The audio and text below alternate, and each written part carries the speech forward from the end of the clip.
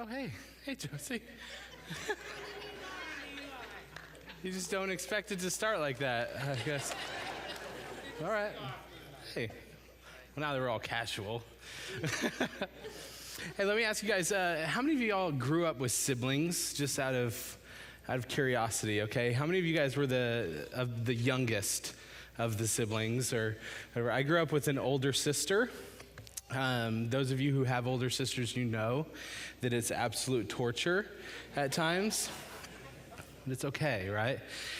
I had a lot of what was that for kind of moments. Did you guys grow up with lots of what was that for kind of moments? Like, she hit me, I hit her back, that kind of thing. Or she took my Batman toy, put it in the garbage disposal. What was that for? Like, just for no reason is what it seems like, right? How many of you guys grew up with brothers? I didn't have a brother, but I get to witness brothers. I have lots of nephews, and they can be insane with one another. Okay, you guys know next level, all right? Or if you parent younger brothers, right? It goes from they hit me to they threw an entire log at me, right?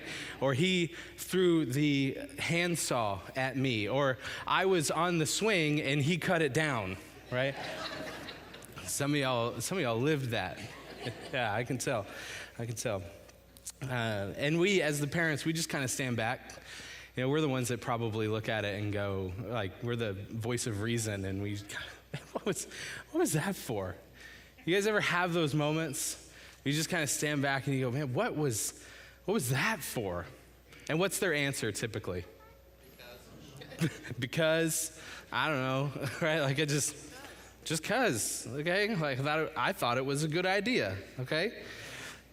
Right now, let's go a little bit further, because as adults, we still have these what was that for kind of moments, but they probably look a little bit different.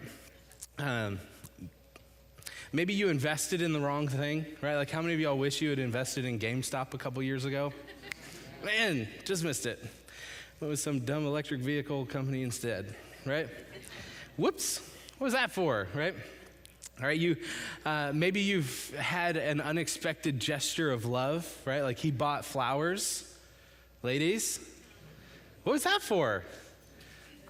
Someone in first service shouted out, because he was in trouble. I was like, well, okay. Hey, there. Oh, man.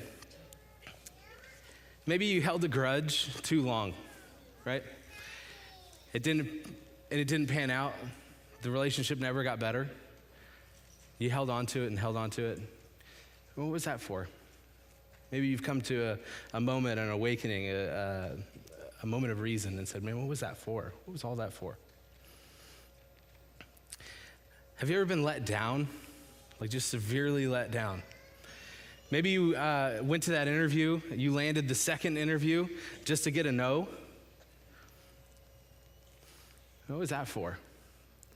What was all that for?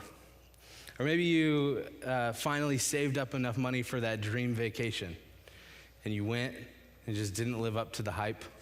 You kind of come home and it's like, what was that for? Or maybe you even did live up to the hype, but you just missed your bed the whole time. You kind of get home and you're like, no, I don't know if that was really worth it. Well, that's what typically happens, when the excitement comes crashing down, when the letdown happens, when we do the thing we know we shouldn't have done even, and we stand back and we go, man, what was all that for? Well, the next natural question I think that we tend to ask that comes along with it is, was it all worth it? The passages we're going to look at today, and why I kind of wanted to go down that path to start us out, because the passages we're going to look at today, you probably read this story. You have read this story. You know this story. You've heard this story before. You've heard this account from the gospel authors. So I think it's really important for us today so that we don't just shrug it off or let it just be another time that we've read it, or, it's the season for this, so we're doing this.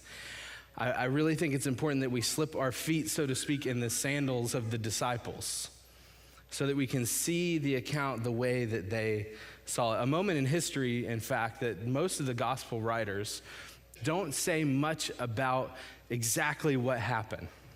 I don't know if it's they struggle with those same feelings that we feel when we're let down, the doubt, the disappointment, the discouragement, and maybe they're not willing to relive some of it.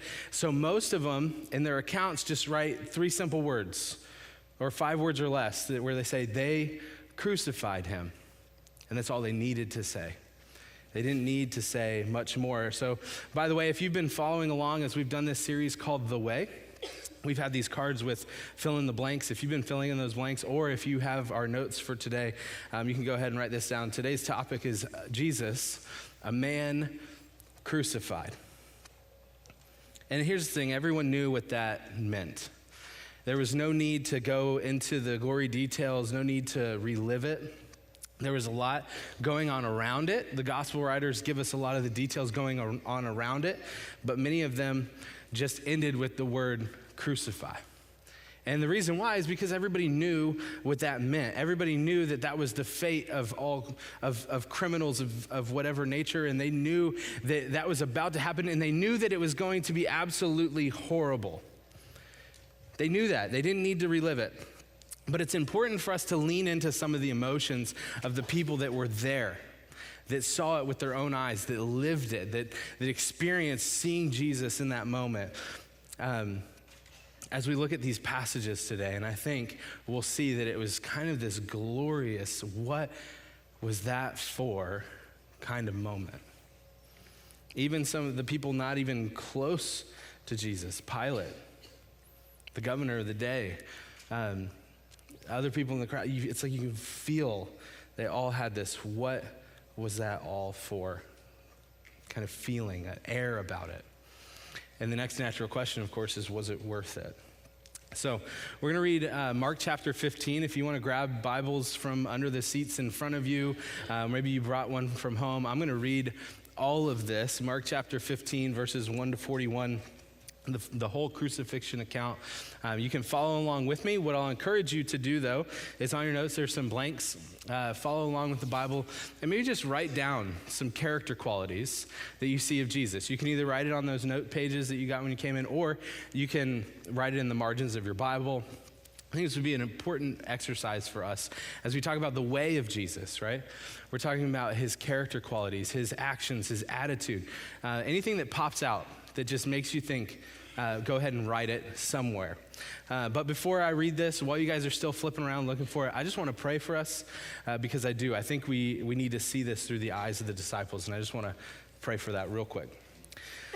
Lord, I love you, and I thank you so much for Jesus. We have already said many great things about him this morning as we worship him, as we share in the Lord's Supper together. We've already connected in so many great ways, and I just pray that as we read this passage, what I believe to be one of the most horrible moments in human history, I just pray that we'll see it for what it is. I pray that we'll see it with the perspective of the disciples, of Mary Magdalene, maybe of Jesus' mother, Mary, maybe through the eyes of Pilate, or someone else in the crowd, God. That we would just see it for what it was without jumping to the end of the story.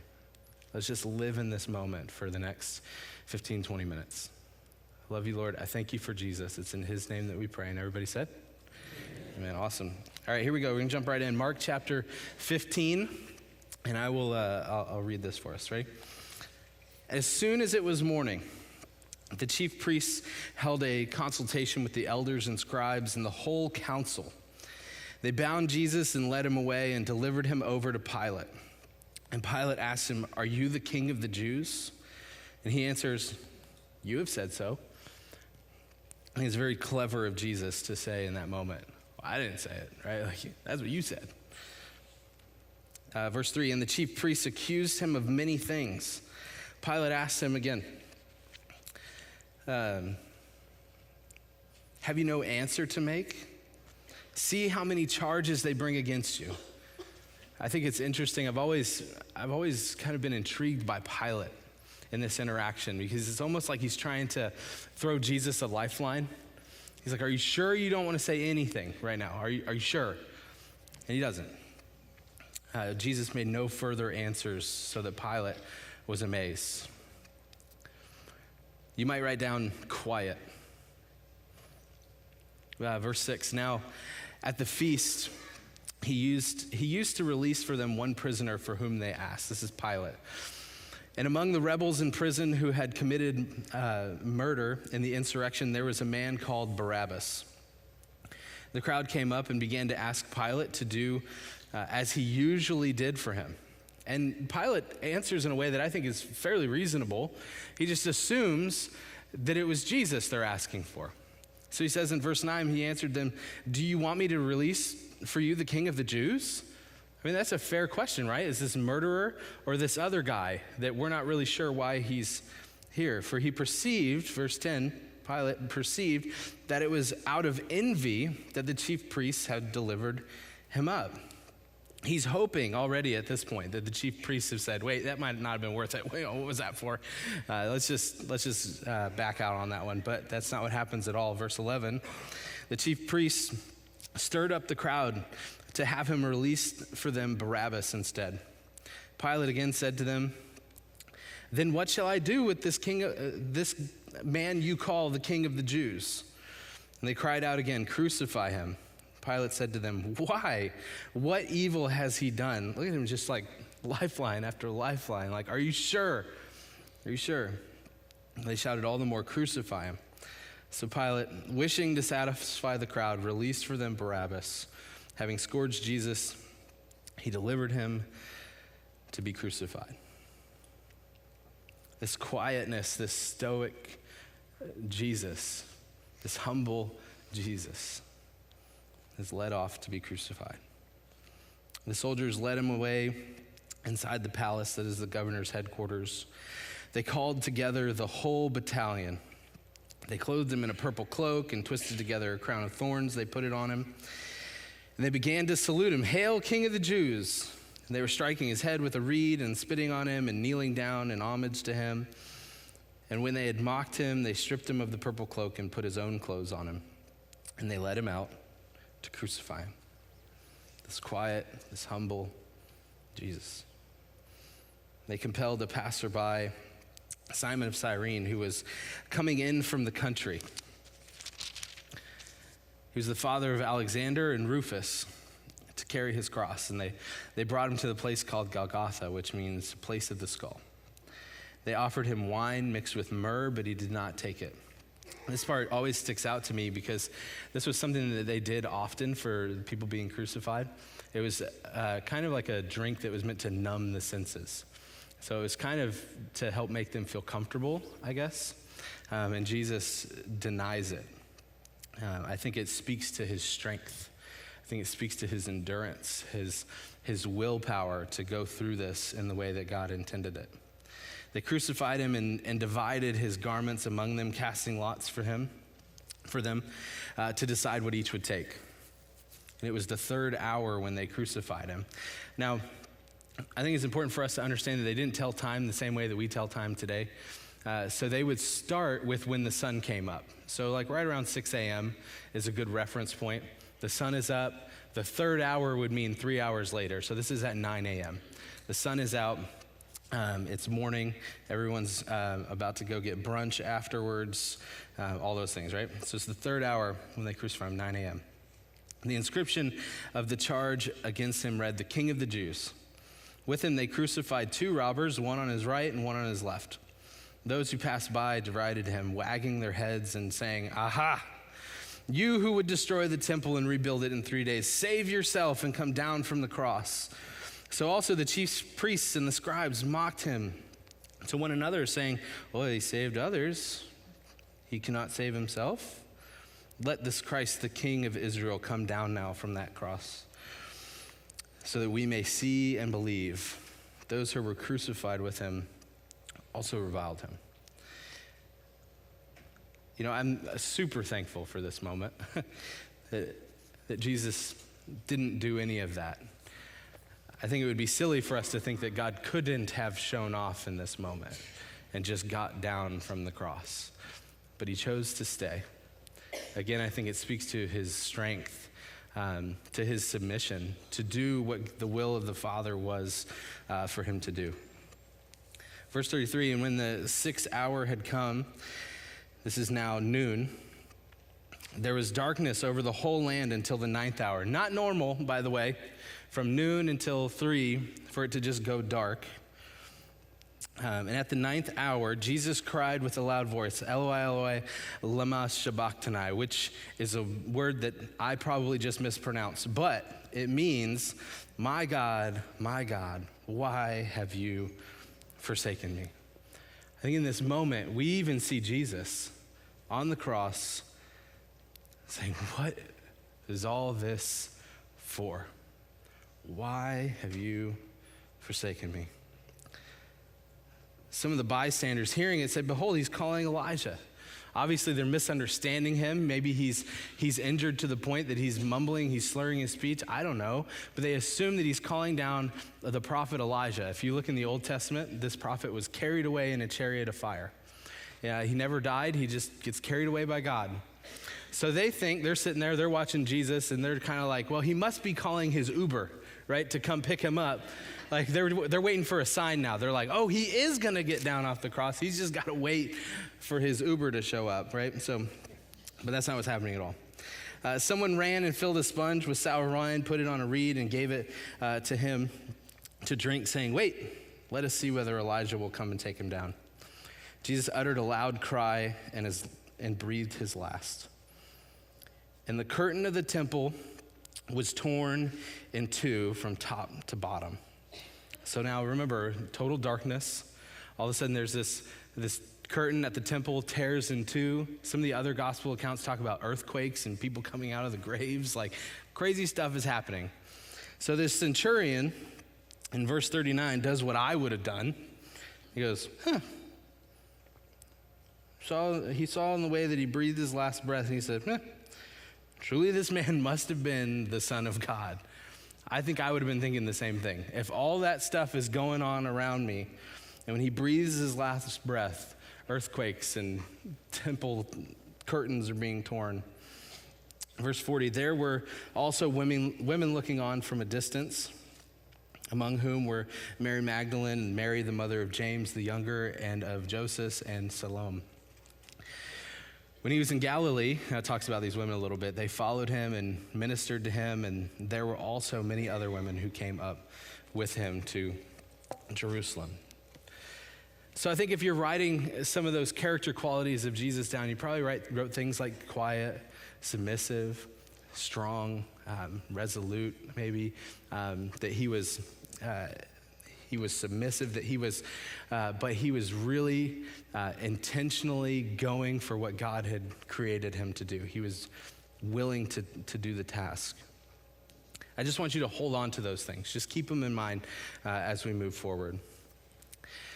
Let's look at this. The purpose of crucifixion in the first century was twofold. Two goals in crucifixion. The first one was to control the general public using fear. Right, so if you were to do something bad and you were to get crucified, or you were to get punished, this might be your end. Like this may be where you're headed. They would do it on this hill right outside the city, right there nearby.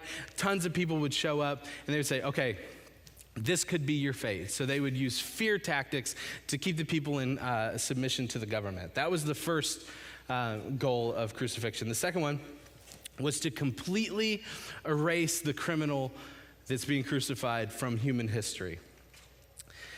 The beatings leading up to the cross would often leave them unrecognizable. After the crucifixion, the body was dumped somewhere outside of town with other criminals in an unmarked grave, not a tomb.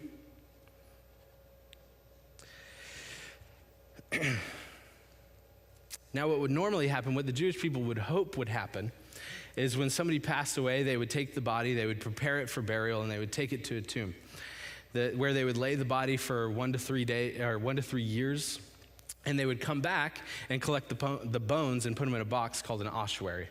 And they would take that box to the family, or if they were the family, they would just take it home. And this was how they remembered their loved ones. It's kind of like how we sometimes we collect the ashes of our loved ones and put them on display in our homes. Similar kind of practice. So that's the hope for the normal Jewish family, but a criminal's death on the cross ensured that none of that could happen. They're crucified, they're dumped outside the city, no tomb with their name on it, no bone box, no ossuary to go home to the family, all of those things, it was gone, right? Sometimes, every once in a while in a crucifixion, somebody could barter for the body. They could pay off a centurion, or they could go directly to the governor of the day and ask for the body. In the case of Jesus, a man named Joseph from a town called Arimathea goes to Pilate and asks for the body. And I think Pilate and his guilt, maybe, or his just what was all this for kind of mentality just lets him have it. But the goal in this crucifixion was to wipe Jesus and his movement, the way, as we've been calling it for the last several weeks, to wipe the movement from the face of the earth. The goal was to get rid of the leader, get rid of the movement, erase him from history. And they did exactly that. At least for a little while, right? The way, this movement that Jesus was leading, when Jesus was put to death, his movement died along with him. And here's how I know that to be true. If you back it up just a little bit into Mark chapter 14, you see this. This happened even before the cross. In verse 50, it talks about the disciples. It says, Jesus is arrested. Then all the disciples deserted him and ran away. They didn't come back either, by the way. They just stayed, ran away. Just to paint a picture here, while Jesus is headed to trial, he's taken out of the garden, he's walking into town. Peter runs off and makes a campfire, or sits at a campfire.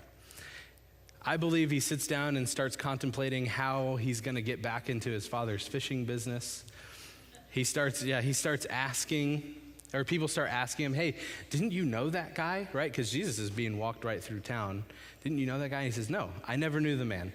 3 times he says, I never knew the man. This is Peter. When the disciples, just right there through all of it. Very quickly, she says, no, I didn't know him. Thomas, the one we've labeled the doubter, he's long gone at this point. We don't hear from him again for a while. In fact, we don't hear from any of the disciples until at least after the crucifixion. Many of them not until after the resurrection. They're just gone. One of the disciples, after Jesus is arrested, it says one young man followed behind, was clothed only in a long linen shirt. Then the mob tried to grab him. He slipped out of his shirt and he ran away naked. What a horrible, horrible legacy for these guys. Right? Like, what a terrible mark on their record. Jesus is arrested and they just scatter. To paint by the way, I think it was Mark that ran off naked, because here's why. I got a good reason for this. He's the only one who talks about it, first of all. You know what I'm talking about. Like, he's the only one who talks about it because he's the only one who knew about it. Okay? It's kind of like how John gets labeled the disciple that Jesus loved. Mark doesn't want to be the disciple that got scared and ran away naked into the wilderness, right? So he doesn't really say who it was, but he's the only one who knew about it, so it was him. He ratted himself up. All right? So just to paint the picture again, Jesus is on trial. Peter is busy telling people he never knew the man, coming up with a plan to join his father's fishing business again, whatever. Thomas is gone. Mark is off trying to find a fresh pair of pants, okay? Who showed up to the crucifixion?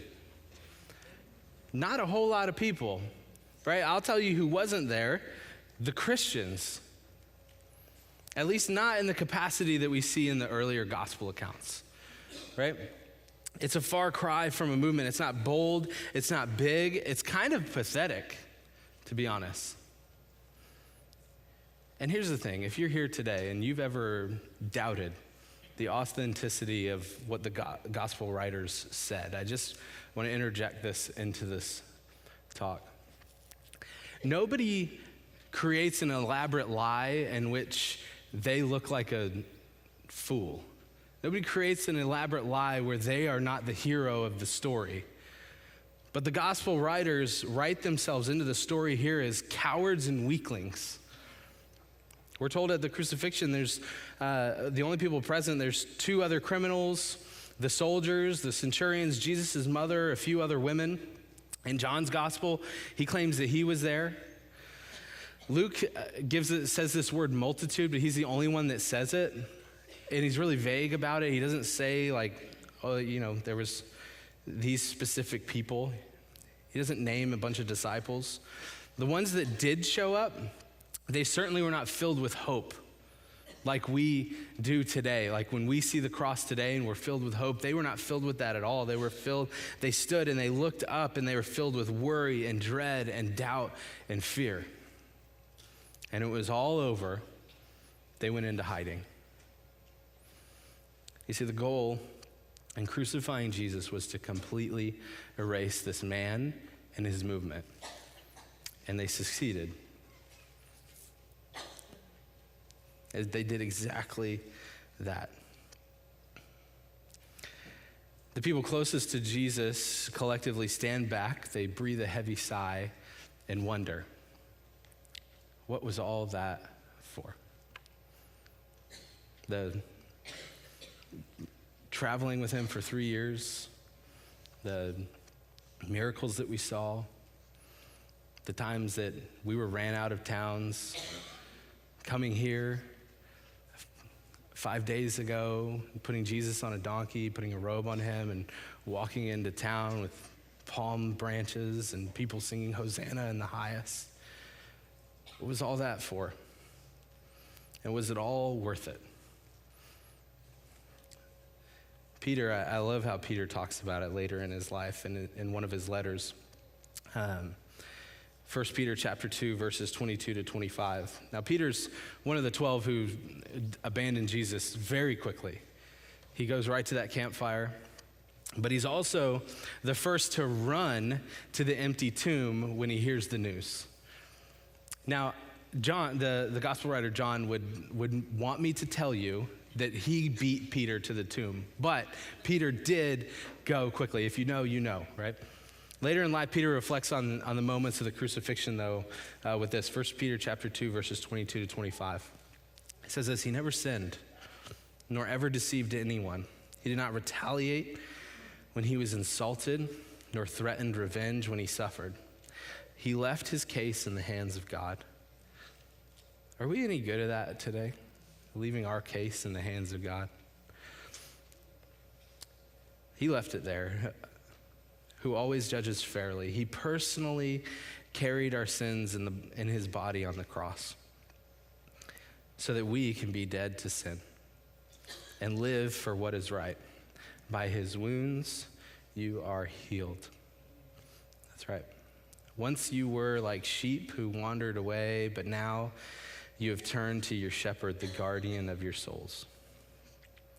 Those words are so important, and I think they're so profound to come from Peter as well. One of the first to tuck tail and run. He says he personally carried our sins in his body on the cross so that we can be dead to sin and live for what is right.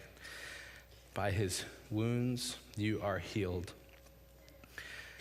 The crucifixion of Jesus, when we say, what was that for? What was that all for? The crucifixion of Jesus was for you, so that you might be healed from whatever wounds you've experienced in this life, so that you might become dead to sin, so that you might push it away forever from your life, so that you can experience the kind of fullness that only comes from living a life for what is right. That way you don't experience future wounds as well.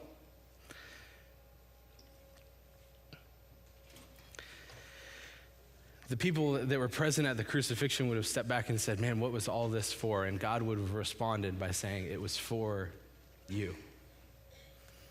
And the next natural question, right? Was it all worth it? I think God, if he were standing in this room present talking to you today, if Jesus were here, he would have said, yes, it was worth it. Because God loves you. He loves you just the way you are. Jesse mentioned that earlier, and he loves you too much to let you stay the way that you are. That's why he went to the cross. So for him, it was worth it. But my question for us, when I say was it worth it, I want to know, was it worth it for you? For this man to go through all of these things? And only you can answer that question. So there's some little note spots. It's just blank. It might be some reflection time for you, or you might write these questions down even, or you might answer these questions and hold those answers near to your heart. But I want us to ask the question, was the crucifixion, was this man's torture and death and punishment, was it worth it for us? Do that with asking some more questions. Does the crucifixion of Jesus compel you to live a life that is dedicated to doing the right thing, even when doing the right thing is difficult?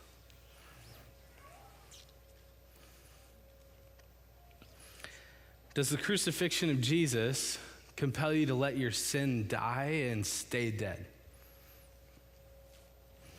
Or do we have a tendency to drum those things back up? Christ died so that you can die to sin, though. And the last one, have you turned over the shepherding of your life to this good shepherd? Peter calls him the guardian of your souls. And we like to be our own shepherds, though, don't we? Only you can answer those questions. I think it's worth thinking about. But in the moment, as Jesus gave up his spirit and he submits to death on the cross, the disciples couldn't answer either of those questions. What was it all for, and was it worth it? They just stand disappointed. They stand discomforted, full of doubt, and they disband. The very next thing, we see Joseph, the guy from Arimathea. He goes, he barters with Pilate. Pilate gives him the body of Jesus. He prepares Jesus for the tomb that he was going to allow him to. Today we know he borrowed it, but back then he assumed he was going to lay him in that tomb, and he would do what dead bodies normally do. And they all go home. Pause right there, because the story didn't end there. I want to fast forward ahead 1 year. Ready? Acts chapter 7, we see this story about a man named Stephen who stands on trial, accused of many of the same things that they stacked up against Jesus. He accuses the court. He speaks back to them, which is something you don't do, but he responds to them. He addresses them by calling them murderers. He stands up for his faith in Jesus. He refuses to back down. His trial is a lot louder than Jesus's. And as so, he's dragged into the streets and stoned to death. He's only the first of many to be killed for following Jesus after the crucifixion. The disciples, many of the disciples, would be executed for their faith. Many of the early church fathers, over the next couple years, the church enters a period of persecution where hundreds of people are killed for the way, for following Jesus, over the next 300 years or so. Fast forward again to 380 AD. On February 27th, there's a guy named Emperor Theodosius. And Theodosius signs this document called the Edict of Thessalonica that declares Christianity the official religion of the Roman empires, not only ending the persecution that the early church faced, but also uprooting and removing all, not some, but all of the pagan gods from the city in Rome. In the edict, they encouraged Roman citizens to embrace the term Catholic Christians, and they called their previous selves foolish madmen. And they called, and for following all of those pagan religions of Greek mythology. Now here's the thing. Now here's what we should be asking ourselves. Like, wait a second, hold on. These are the people that crucified Jesus. These are the people that conspired with the Jewish leaders at that time that wanted Jesus dead. They were privy to the whole thing, and they let it happen. They helped conspire to get one of their men, to get one of Jesus's men to betray him so that he would be put on trial and be put to death. Those same people, only a few hundred years later, decide to make Christianity the religion of their country? Like, this doesn't make a whole lot of sense. They in fact, instead of continuing to follow the pagan gods, the people who killed Jesus decide that Jesus is in fact the one true God. The edict also puts the church arm in arm with the governing authorities. And they lead the country together. It sets them up as the two as equals in politics. They essentially crown Jesus as both God, the one true God, and king over Rome. I can't even believe it. Now today, if you go to Rome, you'll see crosses everywhere. But they don't represent death and torture or criminals. Or they represent hope. They represent so much better things. And not only that, people flock to these places. Just to walk where some of the early church fathers walked. They flocked to here. They flocked to early Judea so that they can just walk where Jesus walked. Easter weekend remains one of the highest coveted times of travel to the Holy Land. And not only over there, but over here as well. Next Sunday, this room will be full of people just hoping to get a glimpse of what all the commotion is all about. So let me ask you this. If that was all you knew, right? Troublesome rabbi gains this mass following around Jerusalem. People find him threatening or dangerous, so they put him to death on the cross to try and stamp out the movement, right? But all of a sudden, a couple years later, people are dying for him. The same people that killed him all of a sudden decide to make him a symbol of their national religion and all of these things. They declare him Lord. And now hundreds of millions of people lives have been changed by the very same movement. The question I want to ask you, the question I ask myself, the question I think we all should be asking ourselves is, what happened? What happened, right? This movement called the Way ended when Jesus' life ended. Supposedly, the disciples, the ones that showed up, they stood in the back of the crowd and they asked themselves, what happened? What was all this for? And then they went home. Some of them went back to fishing. This moment in time ended everything for Jesus' movement. They scattered out of fear, out of embarrassment, out of habit. They lost their nerve. They're running away, some of them naked, right? They lost their nerve. The way it ended. When Jesus breathed his last breath, so did his movement. But a year later, people are dying for what they believe to be true about him. Hundreds of years of persecution under Roman government. One historian wrote there were bodies wanting for the crosses and crosses wanting for the wood, which essentially meant that there wasn't enough time in the day to crucify everyone that had decided to follow Jesus. And there wasn't enough wood in the city of Rome to build all the crosses that they needed.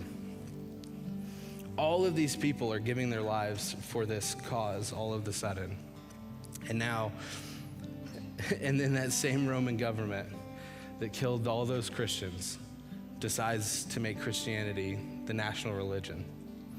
And now 2,000 years later, people are so compelled by the story of Jesus that they flock to where he lived, or at least flock to whatever church that they can find to figure out what all the commotion is about. I mean, the calendar even, the way we number our days are dictated by this Jesus. And by the way, none of this is historically debatable. This all just happened. So what happened? If Jesus died and his followers scattered on crucifixion day and the weekend that followed, something extraordinary must have happened. Something incredible must have taken place in order for the rest of history to move into motion. Something extraordinary must have taken place. The disciples, the centurions, Mary Magdalene, Pilate, Mary the mother of Jesus, the Jewish leaders, the whole community expected the dead body of Jesus to do what dead bodies normally do, but something happened. You guys know what happened next. That's right. Something that defied all nature and science. Something that no normal person could have predicted, something that would get people talking for centuries to come, an event that would fill up this room hopefully next Sunday. God did something extraordinary. And here's my promise to you. Those character qualities of Jesus that we wrote down while we went through Mark 15. When you can internalize those things, when you can submit the same way that Jesus submitted to the cross, if you can submit to your will to the will of the Father, the way Jesus did as he walked through those streets of ancient Jerusalem, kicking up the dust with the instrument of death on his back, with this guy, random dude Simon, helping him from time to time whenever he fell. If you can submit to the weight, that burden, when you can lay down your life, not your physical body, of course, but surrender completely to the will of the Father. Or maybe it's not just your will that needs to be surrendered. Maybe it's time to stop carrying the weight of shame and guilt. Maybe your sin, or maybe the things that you've done wrong, the bad things that you've done have made you shift from just thinking you're a person that does bad things to you're just a bad person. Maybe it's time to lay that down at the cross. When you can kill those things, maybe there's some hidden sin that's driven a wedge between you and God, or maybe not God. Maybe it's your spouse. Maybe it's you and your parents. Maybe it's your kids. Maybe it's you and a friend. Maybe there's some hidden sin that's driven a wedge into there. Here's my promise to you. When you can crucify those things, your will, your sin, and your shame, when you can kill those things, when you could bury them like they buried Jesus, just like God did something extraordinary with the body of Jesus, he'll do something extraordinary with you too. That's my promise to you this morning. Now next week, I hope that you'll come back and join us for our Easter service, because here we'll look at exactly what happened next. And what I'm so excited about is we're going to go through something, we're going to have an experience happening in here where we will get to see exactly what happened next in the lives of people that did exactly this, that submitted their will, that buried their shame and their sin along with Jesus, only to have God do something extraordinary in their life. So I hope you're looking forward to it and that you'll be back and see what it looks like when we submit to the will of the Father, and that we can see the cross for the hope that it brings to this community and carry that hope of Jesus to a hurting world and to all people. If you would, though, let's stand and let's worship this King Jesus.